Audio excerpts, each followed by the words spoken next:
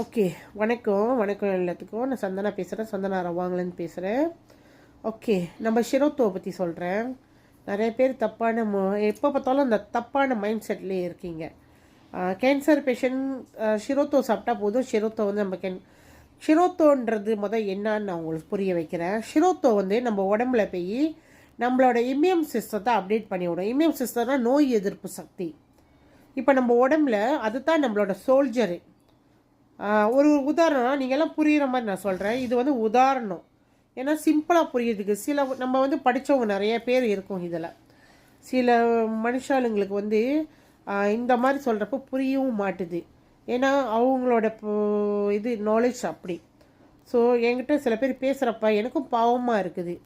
நம்மக்கிட்ட வந்து பேச வரப்போ தயங்குறாங்க. நீங்களாம் படித்தவங்க என்னென்னமோ சொல்கிறாங்க, எங்களுக்கு பயமாக இருக்குமா உங்கள்கிட்ட ஃபோன் பண்ணி பேச அப்படின்னு. அதெல்லாம் ஒரு தப்பான கணக்கு நீங்கள் போடுறது.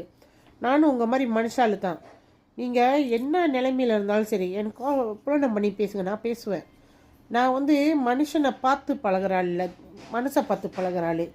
நீங்கள் எவ்வளோ ஏழ்மையாக இருந்தாலும் உங்களோட பிரச்சனை என்று சொல்கிறப்ப நான் காது கொடுத்து கேட்பேன், பேசாமல் இருக்க மாட்டேன் நானே. கண்டிப்பாக நீங்கள் சொல்லுங்கள். ஸோ நான் அப்போ உங்களுக்கு புரிகிற மாதிரி சொல்கிறேன். நம்ம தெய்வத்தை வீட்டில் வணங்குறோம், வழிபாடு பண்ணுறோம். வச்சு என்னத்துக்கு தெய்வத்தை வணங்குறோம்?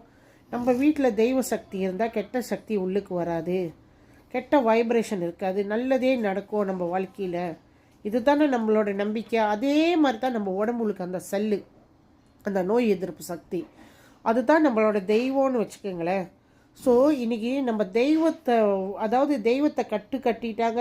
தெய்வங்களோட சக்தி இல்லை, என் வீட்டில் கெட்டது புந்துருச்சு, என் வாழ்க்கையில் கெட்டதாக நடக்குது, நிறைய விஷயம் கெட்ட விஷயம் நடக்குது அப்படின்னு சொல்லி எங்கேயோ போய் சாமி பார்க்குறீங்க, என்னென்னமோ செய்கிறீங்க. ஸோ நம்ம தெய்வம் உள்ளுக்கு இருக்கா இல்லையா தெரியலையே. அப்போ தெய்வ சக்தி இருந்தால் அதெல்லாம் நடக்காத அப்படின்ற நம்பிக்கை இருக்குல்ல, அதே நம்பிக்கை தான் நம்ம உடம்பு உள்ளுக்கும் அந்த இம்யூன் சிஸ்டமும் செய்யுது. இப்போ அந்த தெய்வ சக்தி வந்து கட்டுக்கு அடங்கிருச்சுன்னா கெட்ட சக்தி ஆட்டோமேட்டிக்காக வீட்டில் வந்து ஆட்சி ஆளுதுன்னு நம்மளுக்கு தெரியுமா இல்லையா? கட்டுறாங்க, மந்திரம் செய்கிறாங்க, தெய்வ சக்தியை கட்டிட்டாங்கன்னு அதே மாதிரி தான் நம்ம இம்யூன் சிஸ்டம் டவுன் ஆயிடுச்சு. அதாவது 2 வருஷம் இன்னைக்கு நம்ம ஒரு பாதுகாப்புக்கு ஒன்று போட்டோம்ல, அதோட வேகம் போய் நம்ம இம்யூன் சிஸ்டத்தை டவுன் பண்ணி விட்டுருச்சு, சக்தியை இழந்து விட்டுருச்சு. அப்போ தெய்வ சக்தி கட்டுக்கடங்கினோடனே கெட்ட சக்தி தலை தூக்கிடுச்சு. அதாவது நம்ம கெட்ட செல்லெல்லாம் அப்டேட் ஆயிடுச்சு. ஏன்னா நம்ம உடம்புக்கு அந்த இம்யூன் சிஸ்டம் தான் வந்து தெய்வ சக்தி தான் செயலிழந்து இருக்குது. இப்போ நம்ம என்ன செய்யணும்? தெய்வ சக்தியை தான் நம்ம அப்டேட் பண்ணணும். வீட்டில் கெட்ட சக்தியை வெளியாகணும், தெய்வ சக்தியை அப்டேட் பண்ணணும். அதுக்கு ரொம்ப பேர் நிறைய விஷயம் செஞ்சு தெய்வ சக்தி அப்டேட் ஆகிடுச்சு, தெய்வம் நம்மளுக்குள்ளே வந்துருச்சு, நம்ம தெய்வம் நம்ம வீட்டை காக்க வந்துருச்சு. குல தெய்வத்தெல்லாம் தேடி போகிறோமா இல்லையா? அதே மாதிரி தான் தெய்வம் சக்தி அப்டேட் ஆனோன்னு என்ன நடக்குது? கெட்ட சக்தியெல்லாம் ஆட்டோமேட்டிக்காக தலையை தூக்கிட்டு ஓடுதா வெளியே, அடித்து விரட்டிடுதா தெய்வம் உள்ளுக்கு வந்தோடனே, நம்மளுக்கு நல்லது நடக்க ஆரம்பிக்குதா? அதே மாதிரி தான் இம்யூன் சிஸ்டம். அந்த இம்யூன் சிஸ்டம் அப்டேட் ஆகின உடனே நம்ம என்ன செய்கிறோம்? நம்ம ஷிரோத்தோவை கொடுக்குறோம். ஷிரோத்தோ என்ன செய்யுது? இம்யூன் சிஸ்டத்தை அப்டேட் பண்ணுது. அது நம்ம இம்யூன் சிஸ்டத்தை அப்டேட் பண்ண உடனே கெட்ட செல்லு வெளியே ஆகணும். உண்மையா இல்லையா? நம்மளோட கேன்சர் செல்லோ என்ன கெட்ட செல் உள்ளுக்கு இருக்கு அதெல்லாம் அது சாப்பிட்டு சுத்தப்படுத்தும், வெளியாகுன்னு எல்லாத்தையும் சுத்தப்படுத்தும். அதுதான் அதோட வேலை. நம்ம தெய்வம் நம்மளோட இம்யூன் சிஸ்டம். ஸோ அதை இப்போ அப்டேட் பண்ணுறோம். அதை அப்டேட் பண்ணுறோம். எப்படி அப்டேட் பண்ணுறோம்? ஷிரோத்தோவை கொடுக்குறோம். ஷிரோத்தோ என்ன செய்யுது? அதை அப்டேட் பண்ணுது அந்த சிஸ்டத்தை. அதோட வைட்டமின்ஸ், அதோட பூஸ்ட் எல்லாமே இந்த ஷிரோத்தோ இது அதை திருப்பி தலை தூக்கி விடுது. தூக்கி விட்ட உடனே கெட்ட செல்லெல்லாம் ஆட்டோமேட்டிக்காக நம்ம உடம்பை விட்டு வெளியாகணும், சுத்தமாகணும். புரியுதா? இதுதான் ஷிரோத்தோவோட வேலை.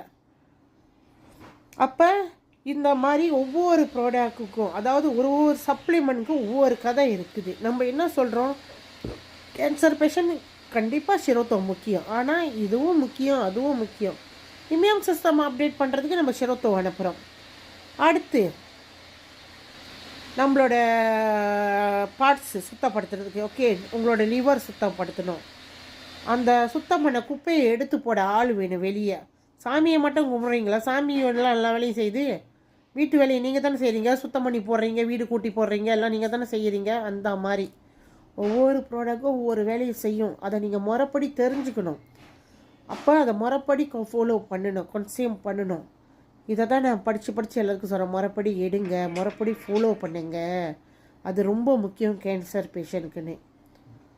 இதை பற்றி இன்னும் மேலும் தெரிஞ்சுக்கலாம். ரொம்ப பேசினா நீங்கள் வீடியோ பார்க்க மாட்டீங்க. அப்புறம் இன்னும் நீட்டாக போவோம், நீங்கள் பார்க்க மாட்டீங்க வீடியோவை.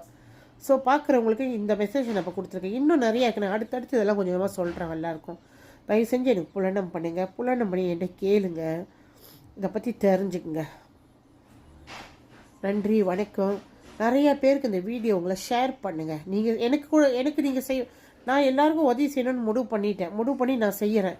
அதே உதவியை நீங்கள் எனக்கு செய்ய வேண்டியது என்னன்னா ஷேரிங். இந்த ஷேரிங்கை நீங்கள் எல்லாம் எனக்கோசரம் செய்யுங்க. நன்றி. எல்லோரும் எப்போதுமே நோய் நொடி இல்லாமல் ஆரோக்கியமாக சந்தோஷமாக நிம்மதியாக இருக்க இறைவனை பிரார்த்தனை பண்ணிக்கிறேன். நன்றி, வணக்கம்.